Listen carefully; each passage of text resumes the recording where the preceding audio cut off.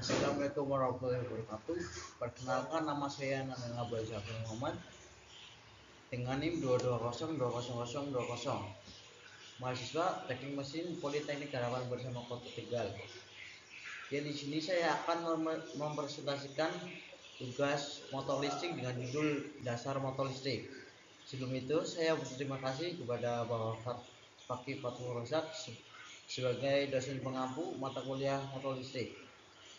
Ya, video ini dibuat untuk memenuhi syarat tugas mata kuliah motor listrik. Ya, langsung saja ke materi. Yang pertama, sejarah motor listrik. Sejarah awal sepeda motor listrik sebenarnya masih belum jelas asal usulnya. Namun kita bisa menilik kembali pada abad 19, tepatnya pada 19 September 1895. Permohonan paten untuk sepeda listrik diajukan oleh Orville Fulton dari Canton, Ohio.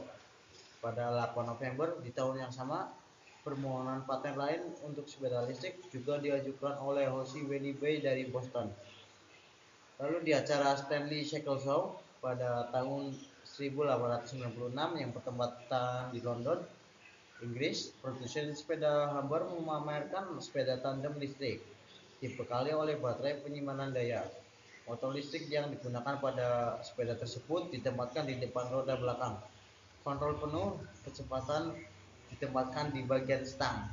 Beberapa tahun setelahnya, Popular Mekanik edisi Oktober 1911 memperkenalkan motor listrik. Kendaraan ini diklaim memiliki jangkauan lebih jauh, sejauh 121 km hingga 160 km untuk sekali pengisian daya. Sepeda motor ini memiliki gearbox 3 kecepatan dengan kecepatan 6,4 km, 24 km, dan 56 km per jam. Ya, untuk pengertian motor listrik adalah alat untuk mengubah energi listrik menjadi energi mekanik. Untuk alat yang berfungsi sebaliknya, mengubah energi mekanik menjadi energi listrik disebut generator atau dinamo. Motor listrik dapat ditemukan pada peralatan rumah tangga seperti kipas angin, mesin cuci, pompa air, dan penyedot debu. Ya, untuk jenis-jenis motor listrik. Secara umum, motor listrik ada dua, yaitu motor listrik AC dan motor listrik DC. Yang pertama, motor AC adalah jenis motor listrik yang bekerja menggunakan tegangan AC atau alternating current. Motor AC memiliki dua buah bagian utama, yaitu stator dan rotor. Stator merupakan komponen motor AC yang statis, sedangkan rotor merupakan komponen motor AC yang berputar. Motor AC dapat dilengkapi dengan penggerak frekuensi variabel untuk mengendalikan kecepatan sekaligus menurunkan konsumsi dayanya. Terus untuk jenis-jenis motor listrik AC. Yang pertama ada motor AC sinkron atau motor sinkron. Motor sinkron adalah motor AC bekerja pada kecepatan tetap pada sistem frekuensi tertentu. Motor ini memerlukan arus searah atau DC untuk pembangkitan daya dan memiliki torque awal yang rendah. Dan oleh karena itu, motor sinkron cocok untuk penggunaan awal dengan beban rendah seperti kompresor udara, perubahan frekuensi, dan generator motor. Motor sinkron mampu untuk memperbaiki faktor daya sistem, sehingga sering digunakan pada sistem yang menggunakan banyak listrik. Lalu untuk komponen utama motor listrik AC sinkron. Yang pertama ada rotor. Perbedaan utama antara motor listrik sinkron dengan motor induksi adalah bahwa rotor mesin sinkron berjalan pada kecepatan yang sama dengan perputaran medan magnet. Hal ini memungkinkan sebab medan magnet rotor tidak terinduksi. Rotor memiliki magnet permanen atau arus DC excited yang dipaksa untuk mengunci pada posisi tertentu bila dihadapkan dengan medan lainnya. Kedua ada stator. Stator menghasilkan medan magnet yang berputar yang sebanding dengan frekuensi yang dipasok. Terus motor ini juga berputar pada kecepatan sinkron yang diberikan oleh persamaan berikut. Seperti Pareh tahun 2003. Untuk rumusnya yaitu NS 120 F per P, di mana F adalah frekuensi dari pasokan frekuensi dan P adalah jumlah kutub. 2. Motor AC induksi atau motor induksi. Motor induksi merupakan motor yang paling umum digunakan pada berbagai peralatan industri. Popularitasnya karena perancangan yang sederhana, murah, dan mudah didapat, terlangsung disambungkan dengan sumber daya AC. Untuk komponen motor AC induksi, motor induksi memiliki dua komponen utama, yaitu rotor. Motor induksi menggunakan dua jenis rotor. Yang pertama ada rotor kandang tupai yang terdiri dari batang penghantar tebal yang dilekatkan dalam petak-petak slot paralel. Batang tersebut diberikan hubungan pendek pada kedua ujungnya dengan alat cincin hubungan pendek. Yang kedua, lingkaran rotor yang memiliki gulungan 3 fase, lapisan ganda dan terdistribusi. Dibuat melingkar sebanyak kutub stator. 3 fase digulungi kawat pada bagian di dalamnya dengan ujung yang lainnya dihubungkan ke cincin kecil yang dipasang pada batang as dengan sikat yang menempel padanya. Terus komponen kedua yaitu stator. Stator dibuat dari sejumlah stamping dengan slot untuk membawa gulungan 3 fase. Gulungan ini dilingkarkan untuk sejumlah kutub yang tertentu. Gulungan diberi spasi geometri sebesar 120 derajat. Ya, untuk jenis-jenis motor induksi. Motor induksi dapat diklasifikasikan menjadi dua kelompok utama.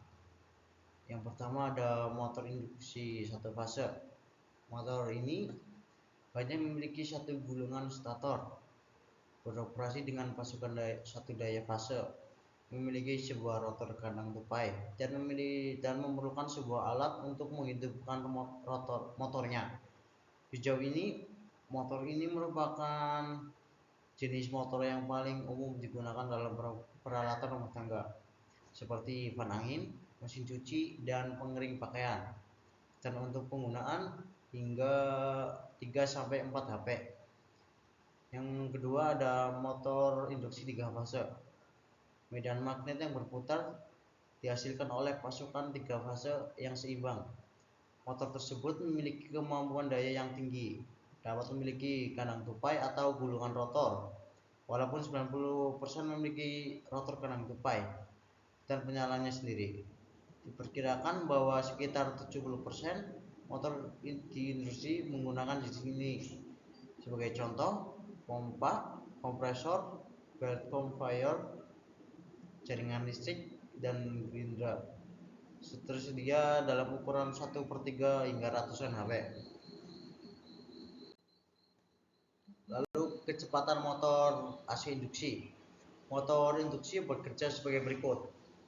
Listrik dipasok ke stator yang akan menghasilkan medan magnet. Lalu medan magnet ini bergerak dengan kecepatan sinkron di sekitar rotor. Lalu arus rotor menghasilkan medan magnet kedua yang berusaha untuk melawan medan magnet stator yang menyebabkan rotor berputar. Walaupun begitu, di dalam prakteknya motor tidak pernah bekerja pada kecepatan sinkron, namun pada kecepatan dasar yang lebih rendah. Terjadinya perbedaan antara dua kecepatan tersebut disebabkan adanya slip atau geseran yang meningkat dengan meningkatnya beban. Slip hanya terjadi pada motor induksi. Untuk menghindari slip dapat dipasangi sebuah cincin geser atau slip ring pada motor tersebut. Disebut motor cincin atau geser atau slip ring motor. Terus B, motor DC. Motor DC adalah jenis motor listrik yang penggunaannya memerlukan jenis arus DC atau searah. Jadi pada motor DC, arus searah yang dihasilkan nantinya akan diubah menjadi energi listrik mekanis. Pada motor arus DC, di dalamnya biasanya terdapat kumparan yang berfungsi untuk menghasilkan putaran. Nah, jumlah perputaran yang dihasilkan oleh motor tersebut disebut sebagai RPM atau revolution per menit. Untuk sebuah motor DC, biasanya putaran yang dihasilkan adalah gerakan dengan kecepatan sekitar 3000 sampai 8000 rpm, dan biasanya juga memiliki tegangan operasional dengan kisaran sebesar 1,5 sampai dengan 3 volt yang berupa putaran atau gerak. Ya, terus jenis-jenis motor DC atau motor arus searah. Pada dasarnya semua motor DC diklasifikasikan menjadi dua jenis utama berdasarkan hubungan kumparan medan dan hubungan kumparan angkernya. Kedua jenis motor DC tersebut adalah motor DC sumber daya terpisah atau separately excited DC motor dan motor DC sumber daya sendiri atau self excited DC motor. Yang pertama ada motor DC sumber daya terpisah atau separately excited DC motor. Pada motor DC jenis sumber daya terpisah ini, sumber listrik untuk kumparan medan atau file winding terpisah dengan sumber arus listrik untuk kumparan angker atau armature coil. Pada rotor seperti terlihat pada gambar di atas ini, karena adanya rangkaian tambahan dan kebutuhan sumber daya tambahan untuk pasokan arus listrik, motor DC ini menjadi lebih mahal sehingga jarang digunakan. Separately excited motor DC ini umumnya digunakan di laboratorium untuk penelitian dan peralatan-peralatan khusus. Kedua ada motor DC sumber daya sendiri atau self excited DC motor. Pada motor DC jenis sumber daya sendiri atau self excited DC motor, kumparan medan atau field winding dihubungkan secara seri, paralel ataupun kombinasi seri paralel dengan kumparan angker armature winding. Motor DC sumber daya sendiri ini terbagi lagi menjadi tiga jenis motor DC, yaitu shunt DC motor, series DC motor, dan combine DC motor. Ya, ini untuk contoh gambar motor listrik dari pihak official store. Ya, untuk kelebihan motor listrik, yang pertama ada suara motor listrik yang berisik, 3 kali lipat lebih efisien, ketiga bersifat untuk lingkungan, keempat perawatannya relatif lebih mudah, kelima akselerasinya instan dan mulus, keenam pengisian dayanya murah. Untuk kerugian motor listrik, yang pertama untuk motor listrik long range masih cenderung mahal. Kedua, stasiun pengisian listrik umum masih terbatas. Ketiga, spare part dan bengkel masih sangat jarang. Keempat, daya angkut terbatas.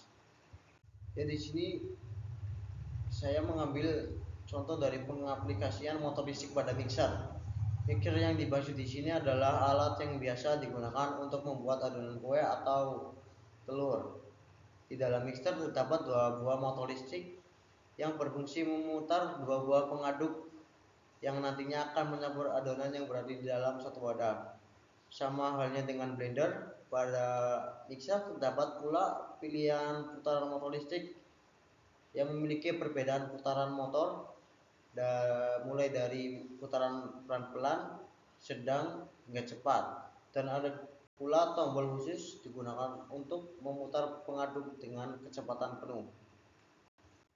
Ya, ini contoh rangkaian cara kerja motor listrik dalam mixer. Saya dilihat sendiri ya. Untuk pada gambar tersebut memperlihatkan rangkaian kelistrikan merek Philip tipe HR 1500 per A1. Gambar tersebut menunjukkan bahwa sumber listrik yang diperlukan untuk menjalankannya adalah tegangan AC 220 sampai 230 volt pada frekuensi kerja 50 sampai 60 Hz. Sementara daya listrik yang akan diserap sebesar 170 watt. Kemudian rangkaiannya dilengkapi dengan kapasitor dan resistor yang dipasang paralel.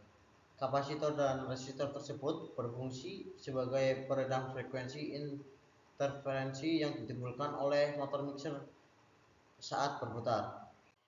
Ya, pengatur kecepatan mixer dilakukan dengan memindahkan posisi saklar pemilih kecepatan atau SW antara posisi 0 hingga posisi 3. Pengaturan kecepatan ini dapat dilakukan dengan SW karena posisi-posisi kecepatan yang ditujukan oleh SW berhubungan dengan belitan pengatur kecepatan dan belitan batu motor L1, L2 dan L3 yang terhubung seri menuju ke sikat 1, lalu masuk ke belitan motor LR, keluar ke sikat 2, lalu masuk lagi ke belitan utama, lalu kembali ke sumber listrik.